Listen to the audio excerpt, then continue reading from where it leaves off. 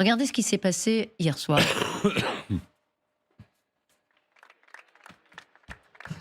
Joe Biden participe à une cérémonie militaire.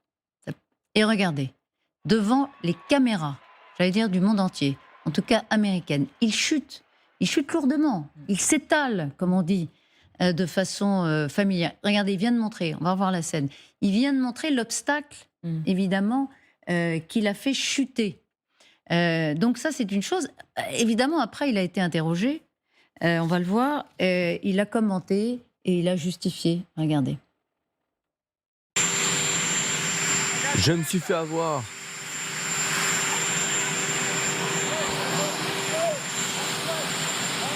Pas de questions, les amis. Ça vous fait sourire, Jean de Glignasty? Non, alors, non, ce qui vous fait sourire, c'est le petit pas de danse. Voilà, non, le petit pas de danse, c'est anecdotique, mais c'est pas très malin. Oui. Ça m'a fait sourire. Mais ça pour vous le a reste, fait sourire, c'est ça qui fait sourire. C'est malheureux. Oui, c'est malheureux, c'est triste. Il n'aurait pas dû peut-être faire ça. C'est triste, même. En fait, non, ce qui est triste, c'est de voir un président se casser la figure à 80 ans. C'est la vieillesse. Ça n'a rien de réjouissant comme image. C'est clair, j'ai souri parce qu'effectivement, il a esquissé ce petit pas de danse. Oui, mais tout le monde sourit. Et donc, si vous voulez, bon, c'est comme ça. Il a essayé de répondre à sa manière en disant, voilà, je suis en forme. La preuve, je peux trottiner. Alors, Catherine, vous qui connaissez bien les États-Unis, quel effet va produire sur l'opinion et peut-être sur, on ne sait pas, sur la campagne électorale de Joe Biden, cette image? Mais ça va forcément alimenter les questions qui se posent sur l'âge de Joe Biden et d'ailleurs accessoirement sur celui de Donald Trump. Parce que Donald Trump, il a un physique beaucoup plus impressionnant que Joe Biden, mais quand il se présentera, si c'est bien lui le candidat des Républicains, il aura le même âge que Joe Biden quand il a été élu la dernière fois.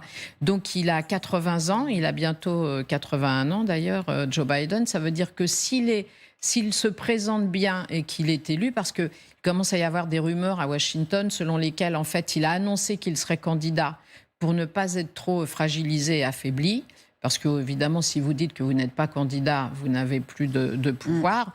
Dans cette période hautement explosive entre la guerre en Ukraine, les problèmes de la relation avec la Chine et tout le reste, évidemment, le président américain ne peut pas se permettre d'être affaibli à l'heure actuelle. Mais la rumeur dit qu'en fait, quelques mois avant l'élection, il pourrait dire que finalement, il n'est pas candidat. Mais c'est une rumeur. Donc, si ça se trouve, il ira effectivement jusqu'au bout. Se met en place? Non, mais pour l'instant, non. Mais on dit qu'effectivement, il est trop âgé et que ce serait prendre un risque pour les États-Unis d'Amérique d'avoir un président qui terminerait son deuxième mandat à 86 ans quand même. C'est évidemment mais ouais, alors au-delà de l'âge du capitaine actuel, pour reprendre votre expression, il y a une vraie question qui se pose sur la relève de la classe politique américaine.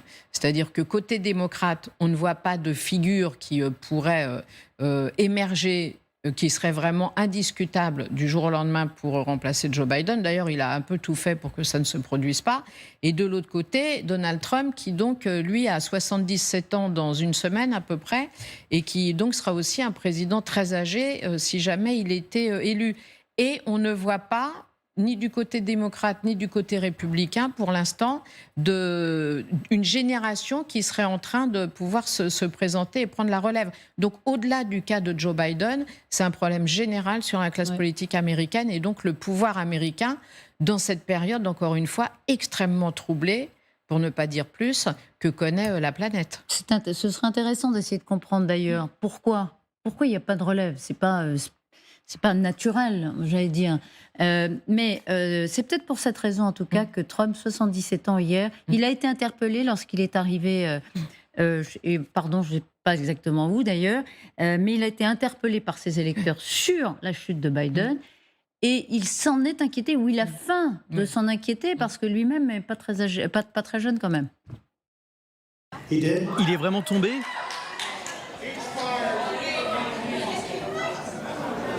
Il est tombé où ? À la base aérienne. J'espère qu'il n'a pas été blessé. J'espère qu'il n'a pas été blessé. Mais tout ça, c'est de la folie. Il faut faire attention. Il faut faire attention parce qu'on ne veut pas ça. Même si vous devez descendre une rampe sur la pointe des pieds. Voilà, c'était à Des Moines, dans l'Iowa. Dans l'Iowa. Me dit Marion Villette, pour être tout à fait précis. Donc, ce sont des Américains qui sont venus le voir, l'interpeller. Enfin, dernière les électeurs, précision. Et qui lui il répond, il Oui. découvre. Et, vous voyez, il a une réaction très sobre. Lui Oui. qui en fait des tonnes sur ses adversaires En même d'habitude. temps, il dit régulièrement, Donald Trump, qu'au-delà du problème physique de Joe Biden, il a un problème mental. C'est-à-dire que c'est vrai que parfois, on a l'impression qu'il est perdu. Il est absent. Voilà. Il est Et donc, Donald Trump se fait une joie d'enfoncer Joe Biden régulièrement sur sa santé. Oui, mais là, bon, Mais là, il il n'en a a pas été, fait des oui. tonnes. Au-delà des réflexions très justes de Catherine sur le problème de l'âge du capitaine et de la relève Tu vois des dirigeants américains, j'ai une question plus anecdotique. Qui a mis le sac de sable ? Parce que d'une certaine façon, l'aide de camp qui n'a pas montré Oula. l'obstacle à son chef va, à mon avis, recevoir une Oui. remontée de cale Il peut sérieuse. être inquiet pour son C'est quand même matricule, son comme on rôle. dit. C'est quand même Hein son rôle. Et puis j'ajoute, alors ça s'applique à Trump comme à Joe Biden, c'est que à cet âge-là, tous les mois de vieillissement comptent. C'est-à-dire ce qu'il est aujourd'hui ne présage pas de ce qu'il sera dans 6 mois. Et que donc ça pose des vraies questions. Si vous voulez, quand vous avez 35 ans, pas grande différence à 36, 37, 38. Quand vous avez 80 à 86 ans, là, ça fait quand même une grosse différence. Mais dans cette société de l'image, Oui, non, mais l'image c'est tellement captée, important. c'est pour ça L'image, que je dis... quel effet elle va produire, ça va être intéressant quand même de voir. Peut-être que personne ne montera dessus, ça fera pas pas panique, parce qu'il n'y a pas de relève, donc il va falloir faire avec. Non, il y a une Marianne. relève quand même, mais Ah bah, qui n'a pas été mise en avant. Quoi. Elle n'est pas là pour Oui, l'instant. en effet. Alors moi, ce que je voudrais dire, en étant une personne très, très maladroite, je ne trouve pas que c'est très triste en fait de voir tomber. Enfin, des maladresses, ça existe. Maintenant, la question C'est votre d'âge. compassion naturelle, Marianne. Voilà. Maintenant, la question d'âge, elle n'est pas liée à une maladresse, à le fait de tomber. La question d'âge, c'est une vraie question, comme l'a bien relevé Catherine. C'est qu'on a toute une classe politique qui est de cet âge-là, et que si on enlève un, finalement, l'alternative, elle sera de même type. Et là, ça n'émerge pas. Nous ne voyons pas. La dernière fois que nous avons eu cette effervescence, plus ou moins, un peu le vent de jeunes, c'était Barack Obama qui était perçu comme jeune, comme dynamique. Voilà. Depuis, rien n'arrive spontanément. Et ça, c'est vraiment un sujet pour analyser la société américaine elle-même.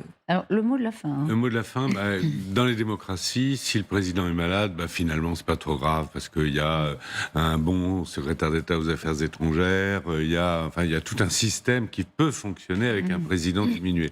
Évidemment, si, comme quand Brejnev était malade, c'était la parasie totale, et si Poutine est malade, on n'en sait rien, ça serait très ennuyeux pour le système russe. Merci beaucoup, Jean de Guignassi, d'avoir été avec nous ce matin dans le temps de l'info, ainsi que Mariana Perret-Benessiuk, bien sûr, le général Trinquant, à très vite, j'espère, et Catherine Gentil de Cannes-Caude, à la semaine prochaine. Oui.